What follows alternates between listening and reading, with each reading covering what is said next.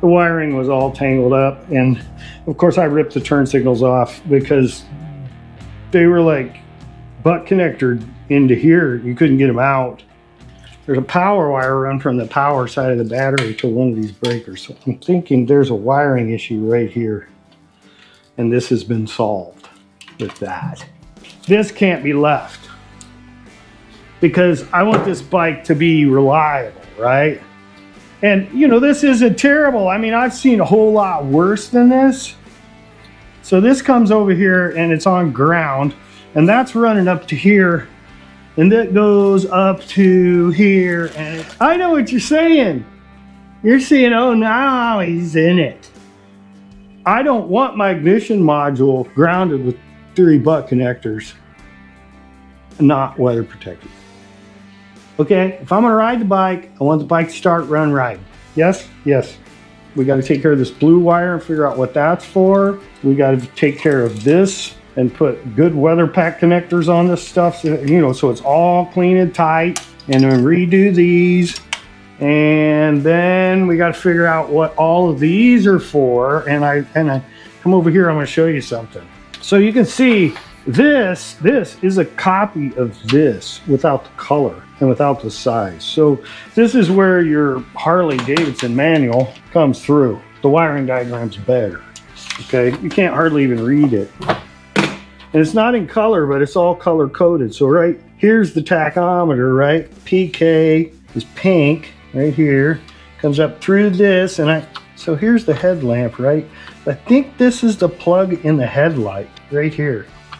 And anyway, so and then got pink, black to ground, and we'll follow this one up to here, and then across over here, and we've got, no, that's the wrong one. This one up to there, and across to there, and it is, oh, orange. So we got pink, orange, and black, right? So here we go. These are the tachometer. I told you it went into the headlight. See that? Pink, orange, and choose your poison. One of the blacks will probably go to this ground right here, since we know it's supposed to go to ground. So this is how we'll hook up the tachometer right here. Now take a look over here. We got another, that's the rear brake light switch right there, and it's been wired up too. So over the years, you know, this is the kind of thing you see, and there's no reason to blame anybody. You know, people just fixing stuff as it breaks down. So hey, I had a breakthrough, mental break, not a breakdown, not a breakdown. Didn't have a break. Had a breakthrough. Look at this blue wiring. Come on around here. So right here, we've got it hooked to this breaker, right? So it's on the output side of this breaker, not the input, pretty sure. And so that's power right there. That's power, right? And that comes up here and ties into this menagerie here, right? Here, and then this side goes over here and goes to ground. So I'm gonna say, with little doubt, okay, this was some type of lighting. And then I can do this. And of course, I'll have all this apart, and I'll get these connectors out of here and get these points for ground all cleaned up, and I'll take this loose over here as well, so that all these things, when I'm done, every connection is going to be clean, tight, and as weatherproof as it can be. So all of this that looked scary is going to go in the trash can, and it's not on there anymore. Now this one we're going to have to completely redo, because we can't have this ground. And see, this is purple. Come over here to the wiring guy. Let's see if we can figure this out, huh? It's not the voltage regulator. It's called electronic module right there. It's grounded to the frame. It says it goes one side to the coil, the other side to this pickup in the what would have been where the points are. It's got like an electric type pickup instead of a set of points. So that comes up in here, and this one is black. So what's purple? Where's purple? Violet, right? Would that be right? Violet? Violet is supposed to go to the vacuum switch. What year did they put those on bikes? This thing doesn't have a vacuum switch. So what they've done is eliminated the vacuum switch and run this violet wire directly to ground. And that's why it's got the splices in. So probably this vacuum switch, which isn't on the bike, is a You know what it is? It's so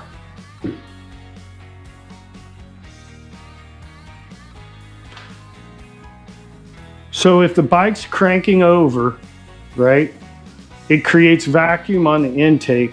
This gets vacuumed to the vacuum switch, which closes the vacuum switch, which sends ground to the electronic module, which makes the module work. So what they've done, the vacuum switch has been eliminated, and instead they've run the violet wire, which sends ground to that electronic module directly to ground so that the ignition works. So if we were to unhook that, it wouldn't start, wouldn't have any spark. So I think that we're gonna do better than that. We're gonna rewire it and make it right. Now we're not gonna cut it until we replace it. For now it's working, okay? So we got that wiring problem figured out. We got the tachometer figured out, right? The pink, the orange, and the ground, the black for ground. We got the blue wire that was like, wow, kind of wire. What's this thing? Okay. So we're gonna replace this piece, which we're just, you know, instead of trying to really just like mess around with this, I think we'll just make a piece that's, you know, tight, weather tight. And then we'll go from here and remove this push-in connector and all of this. Go ahead and take this loose here. These are small things that honestly make a big difference when you're looking for reliability. So as you're looking over wiring, you need to find stuff like this and then make proper repairs. You need to find things like this. Now that is failure waiting to happen. For insulated and non-insulated, these are for sure. I mean, it's got a good cutter on it. It's for non-insulated here and insulated here. This is Harbor Freight. I've got a $100 version of this at work, and these work just as good. So, and what's nice about this is you can get enough amps on this where you're trying to use something like this multi-tool, which works great, and I've had for years. This is a lot more certain. And when you get them clamped, pull on them, and you can see when you use the non-insulated side, it doesn't break through this shrink tube.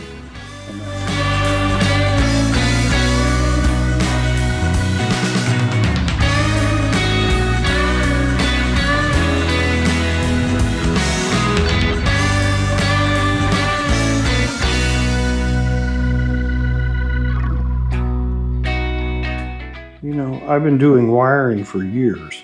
And like I say, these kinds of things are worth taking the time to do. Stay right here. They're worth taking the time to do because it's the difference between being broke down somewhere and actually, so you got to kind of follow this in, okay? You got to realize that it's actually in there. And then you're on the metal and you squeeze that tight. If you've got a good pair, you can just amp down on it.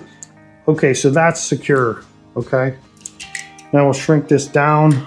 This gives us ground to the electronic module is what they call it. I'd call it an ignition module, but it's really early.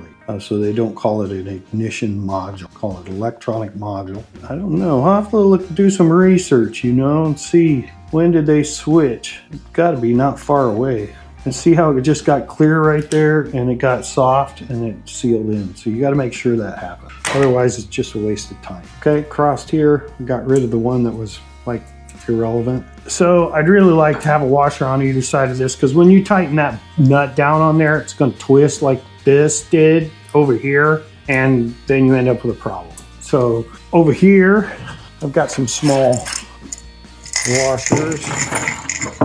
I think these will work just fine, okay? And then that'll give us a really good connection that we can tighten up, and we can be certain that when we're done with this, we're probably not gonna have another issue here, okay? It wouldn't be all bad to have like a thread lock or something, or not thread lock, nylon nut, lock nut would be really nice right here. I'll probably end up doing that since it's right on top of the engine.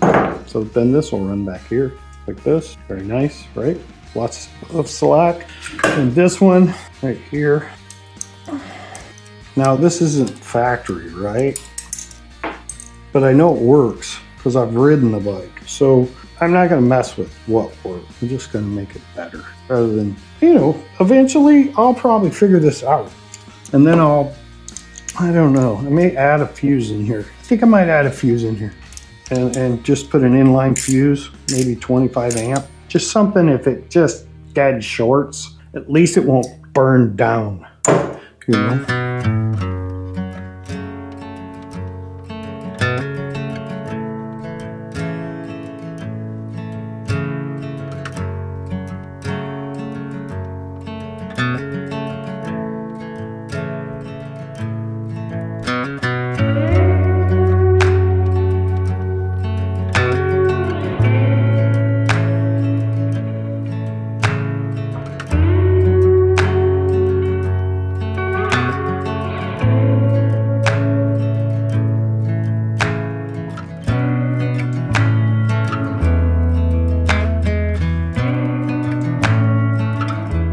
That's the way we want it.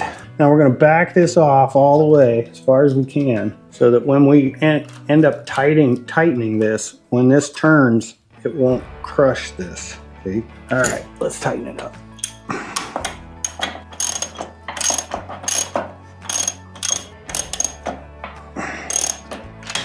So there you go. It's not in a bind, right? It's not twisted around here like all jacked up.